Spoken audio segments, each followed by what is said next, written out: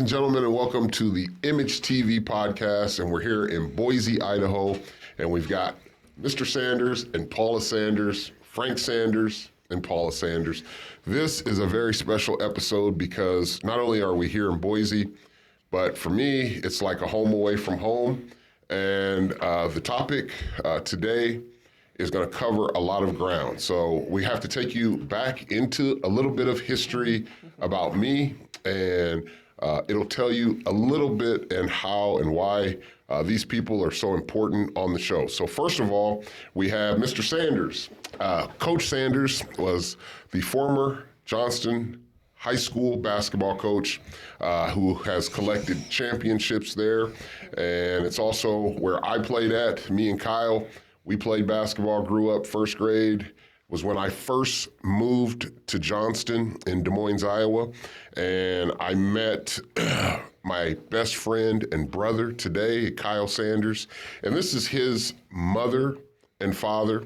And so we're going to talk a little bit about why this is so important, why this podcast is so important, what it covers according to the Image for Lives and the mission statement, racism.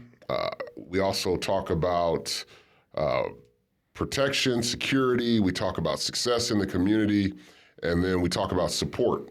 So I want to introduce Mr. Frank Sanders and Paula Sanders. Thanks for coming on the I.M.A.G.E TV podcast. Thank you, Bobby. Thank you. So let's start off with Mr. Sanders. So going back from the time that I was in first grade, and we moved to Johnston High School, or we moved into the Johnston district, and I remember going to school, all white kids, okay? This, to me, was kind of a culture shock, and moving into this environment was kind of a culture shock for our family. And then I became friends with Kyle, which is their son. Now, you got to realize at 6 years old, 7 years old, it was kind of hard back then. We're talking about probably mid-'80s, probably about 1984, right in between there. And times were a lot different. So to be able to find friends and family and support back then was very, very rare. But for me, I was very fortunate. And so Mr. Sanders was the high school, or he was the elementary gym teacher and also the high school basketball coach. And for me as a kid, this was kind of eye-opening because I never had the opportunity to be able to actually interact, with other races. And, Mr. Sanders, growing up, you always looked at kids. You always treated kids with like a certain passion, there was a certain love. You made all the kids feel comfortable and want to, kind of be like you. And I was one of those kids that was affected by that. And even though everyone knows my story, I went to prison. I went to, after high school, I was fortunate enough to play basketball in college and receive a full ride scholarship. And then after basketball was all over with, I made some bad choices, went to prison. And even in spite of it all, Mr. Sanders and Paula, they were still there for me on birthdays. Never had to worry about missing a card. Had, money on my books. I mean, this was just the perfect support family system that I could only dreamed of. And so now that we're here, all these years later, we have them on the show. So first of all, let's start with Mr. Sanders. I guess let's talk a little bit about yourself. Going back to your teaching days as an elementary teacher, and then as a high school coach, and then the transition of moving out here to Boise, Idaho. And after me and Kyle were done playing basketball, growing up, now you guys are out here retired. I just want to go back and first talk about those days and those times back then. Okay. Well, thanks for having me on, Bobby. Back then, it seems like a long time ago.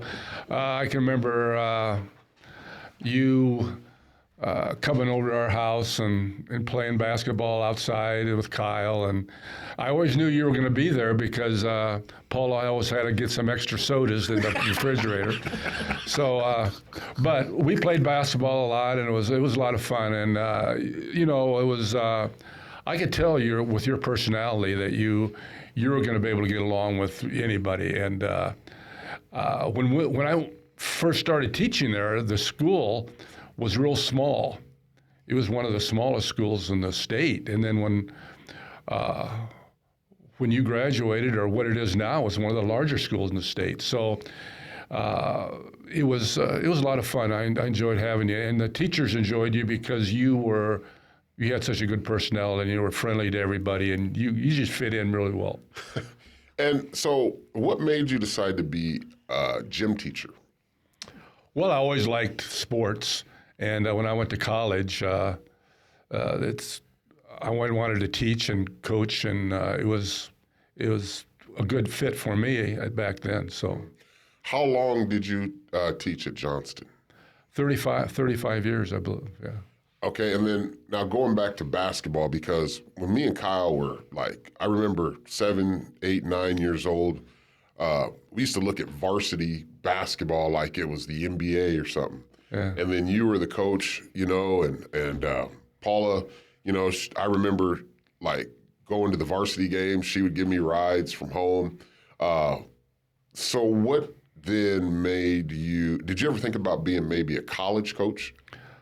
Well, I really never did. To get to the college level, it's hard to go to high school and then jump to college. If you want to be a college coach, the best way to do it is to be a graduate assistant or be an assistant coach and then work your way up that way. It's harder to, as far as a high school, because of the recruiting and all those things, it's harder to get to that point. But no, I really didn't. You think about it, but it was just a hard transition for me. And then Paula, so we got to give Paula a lot of credit because she was your wife the whole time. She was there with basketball. She was there as a parent. I mean, Paula, well, first of all, welcome to the show. Thank you, Bobby. I appreciate it. Yeah, and how was it being the wife of being in that atmosphere and, just going to the games, being married to somebody who was all into a coach? I mean, you had to embed yourself into basketball. Well, yeah, I did. Well, I didn't have to, I guess. I could have not done it, but I don't think that just was not me. There were a lot of practices, there was a lot of games. You'd have at least 2 games a week, practice every night. When you and Kyle were playing in the younger leagues, like Salvation Army leagues and so those. Yeah. You guys also had practices. Well, he couldn't get you to practices, so guess who? That would be me. Yeah. and so doing all of that, and I guess it was just, I don't know, I just felt that was, I wanted to do it or I wouldn't have done it, I guess. So. And so moving on now, when we get to probably about, freshman, sophomore year in high school, then things started to change. Everything started to shift. Me and Kyle, we got closer, going to all the basketball games and then just developing our game. And then it was like, okay, we're looking at college. I remember, when I became a freshman, then I got into some trouble, and then we were forced to move out of the Johnston district because my mother was on low-rent housing, and then because we violated those terms, the kids did, I think me, my brothers, we messed up with something there.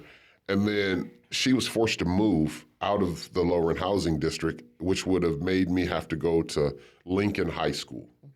And I didn't want to go to Lincoln. I didn't want to leave my friends at Johnston, and I couldn't see it. I could never picture that happening. And then all of a sudden it was kind of like an angel out of disguise, out of the blue, where, Mr. Sanders then allowed me the opportunity. I was having legal problems. I was on the urge of going to Eldora Training School, which is a training school for young kids and back in Des Moines. And so rather than me having to stay in Eldora and rather than me having to transfer schools, Mr. Sanders came and had a talk with me, and he said, you could live with us. And I was like that. I mean, I couldn't believe that. That was just like an angel falling out of the stars or something. I mean, it was a rude awakening in a great way. Now, I go to Eldora for a 30-day evaluation, and my probation officer at the time says, okay, I'm going to give you the opportunity to only do a 30-day evaluation. After that 30 days, you'll be back out and you'll be able to live with the Sanders and you'll have this, new life. And that was when everything changed. And so being in that position, living with you guys, that was an eye-opener. I mean, being able to go to University of Iowa games, being able to travel, being able to just see a whole new different side of life was a blessing, a huge blessing for me. And that's when I started getting into church. And I started going to Pastor Hill's All Things Common Church in Des Moines. And you guys allowed me to go to that. And I started learning things spiritually that it never left my mind and my head.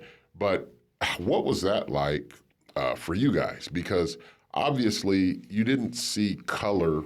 We never, that was never an issue. Like the fact that I was black and you guys were white, I don't know. I think sometimes it worked to our advantage because me and Kyle would always laugh and joke. And I mean, we just didn't see color as an issue like they do today. So what was that like?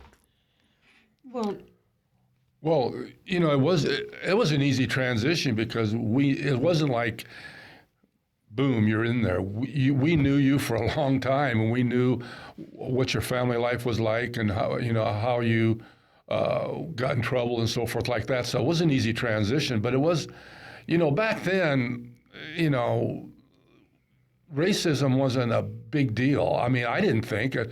I didn't know what that was. I mean, it was just everybody was everybody, and it's a little bit different after that, later on maybe, but with people. But back then it was, you were just, and everybody in school and everybody we talked to, it was just a smooth transition. It wasn't anything that jumped out at us or anything like that. Right. It's like you knew we weren't black, and we knew you weren't white. Mm-hmm. So, but it didn't. That had no bearing on anything. It just was. And see, looking back into life, I look at how special that was, because you guys were upper middle class people that were accepted by a lot of people at Johnston, and most people who have that kind of status, well, particularly these days, they're not going to take the time to go try to help another kid, particularly even if they're of a different color. They look at stuff like that now. And so, that's the kind of stuff that makes me feel blessed to this day.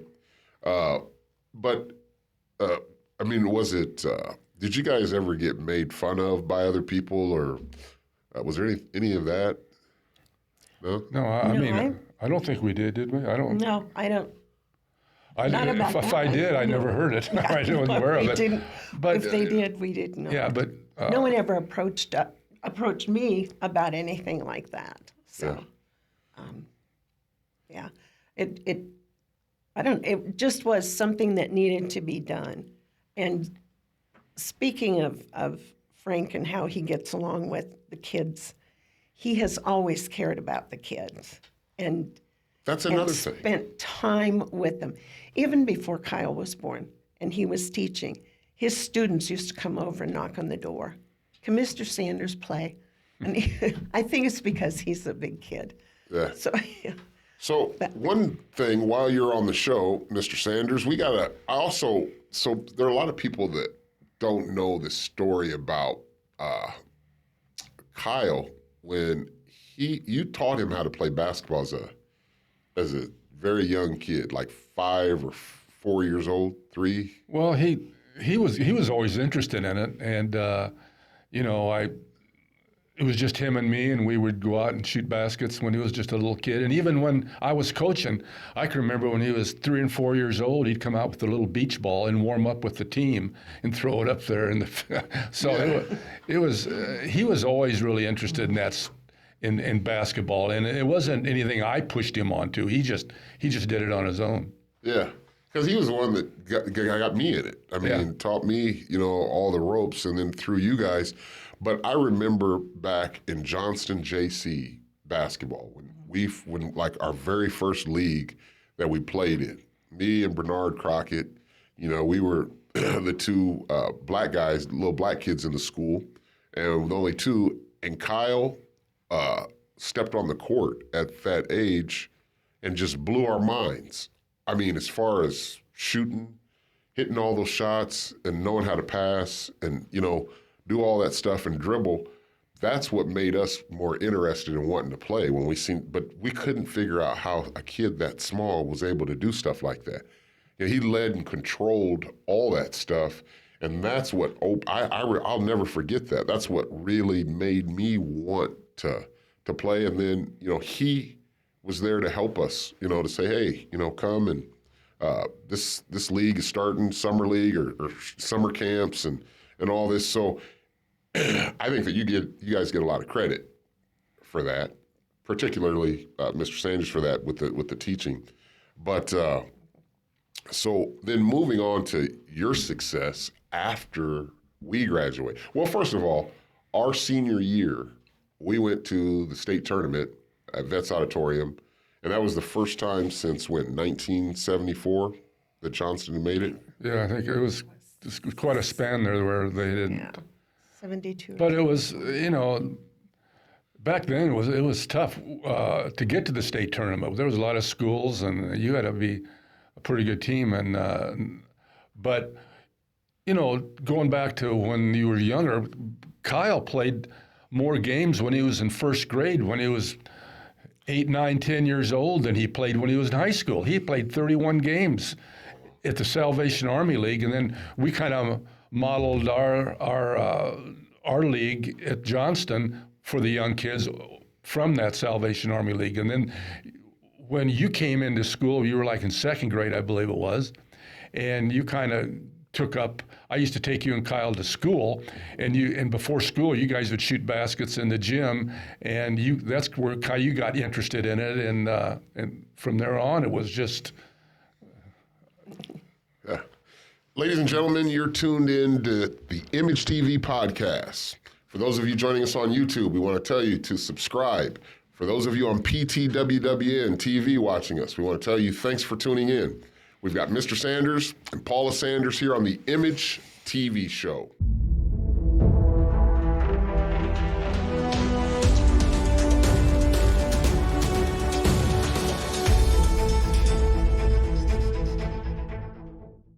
We've got the Sanders here on the I.M.A.G.E TV podcast, and we're having a good time. So, Mr. Sanders, I want to get back to you and talk a little bit about your coaching and some of the success that you've had with coaching. So, you have 2 state championships, right? And can you tell us just a little bit more about the success that you've had with coaching? I don't think you have too much of a problem doing that outside of the podcast, so. Well, you're probably right there, Bobby. But first of all, you got to have good players. The kids back there.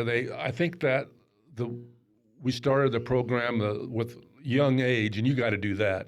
You got to get the kids started early, and they grew up and to enjoy the game. But these kids were just really good kids and good players too, and they love the game, and so it was coaching is getting the players to play together and work together for a common goal, and those kids really bought into that situation. So we had like the me, Kyle, Jeff Heinen era back then, and then it kind of switched to like Chris Danner, Sunblad, and those guys, and that's when you were winning those championships. And they were freshmen when me and Kyle were seniors, Chris Danner and Matt Sunblad. Mm-hmm. Then you guys were winning championships right after we left. But, I mean, we were, would you say that we were the ones to set the tone on all that, being that Johnson hadn't went to the state tournament since 1974? Yeah, well, all those little kids looked up to you guys. I mean, they come to the games and they'd see how well you were playing, and you know, we never won any state championships when you were playing, and Kyle. But if you'd have made a few more baskets and listened to me, we probably would have. But you were really looked up to those kids, and you kind of set the tone of how to play, and the kids really enjoyed watching you. It was. Okay, now, and I was just having a good talk with Kyle here in the break room, and he wanted me to not forget to bring up those emotional times when, like, because I remember watching the games. I remember one time when I was just a young kid, and I was keeping stats, and I didn't even know what I was doing. I was just writing stuff down, and at the end of the game, you asked for the stats from everyone. We turned them in, and you said, you got real mad, and you said, Bobby, what is this? You know, you go, what the hell is this?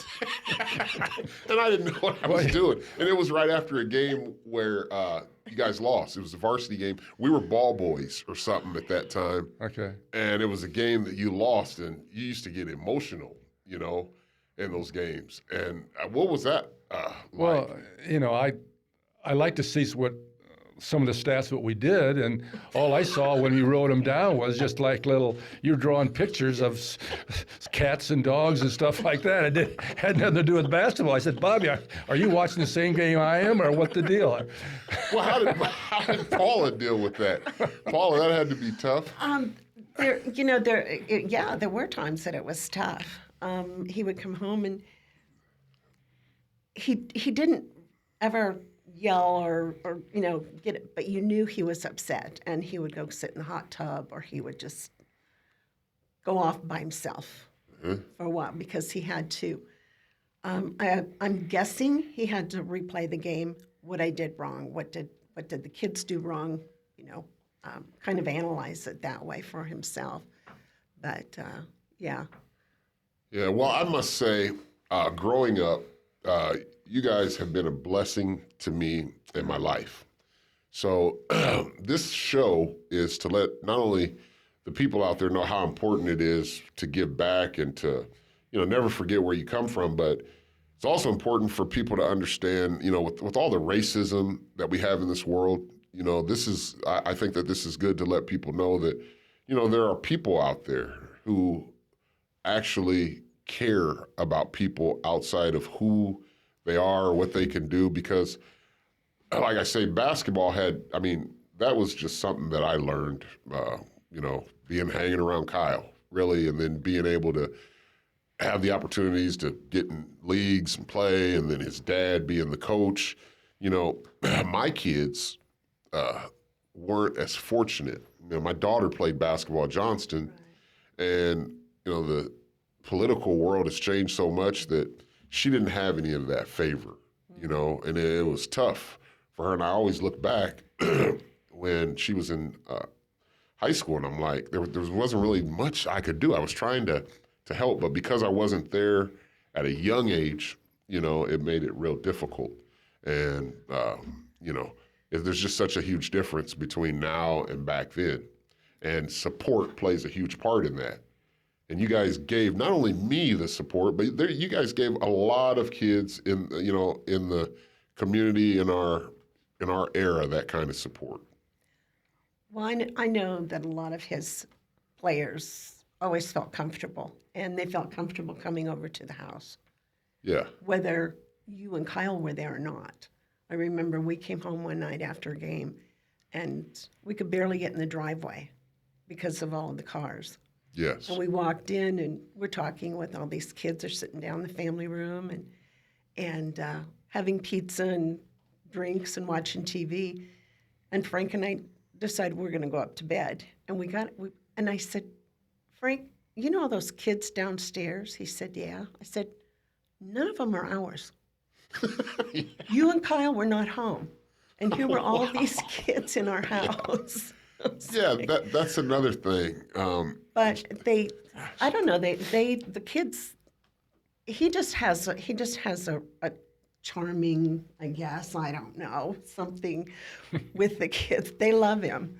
And Well, you guys both do. And then being married, all this time, you look at marriages that have broken up and have went sour. I mean, it seems like you guys have stayed together, have been a team, and this is, ever since then. And I know that that's not always easy. I mean, you look in today's world and it's like chaos all over the place. yeah, it is. It's tough. And we have, well, you and Kyle are 51 and 52, so we've been married quite a while. 50. Next month. I'm Okay, 51. 50. Okay. And yes, I know it's next month. No. But yeah, we'll have 55 years next month, and it's a lot of learning. 55 years of marriage. Yes. Whoa, that's a celebration in its own. Yeah. So Mr. Sanders, Paula Sanders, thank you guys very much. Is there anything else that you guys want to say, Paula? I would. Yes. I'd like to please. say that we're very proud of you. Thank you. And Thank you. What you have become. Well, thank you very And, much. It's a pleasure to refer to you as my son. Amen. Praise God. I love coming out here to Boise, Idaho to see you guys. It's a relief. I feel like I'm going back to see family. Like when I prepare to come out here, when I know I'm coming out 2-3 days before, I get excited just because I know that I can relax. I know that, first of all, I know this is so far away from everywhere that, there's nobody else around. It's real peaceful. Then to go out to you guys' house out there by the water, that's fun to always go out and sit and have, laughs. Mr. Sanders, play checkers still and do all that stuff. So we're going to continue to keep building on the legacy. Very good. Ladies and gentlemen, thank you all for tuning in. We're just about out of time here on the I.M.A.G.E TV show. Continue to stay in tune and we'll bring you all the action.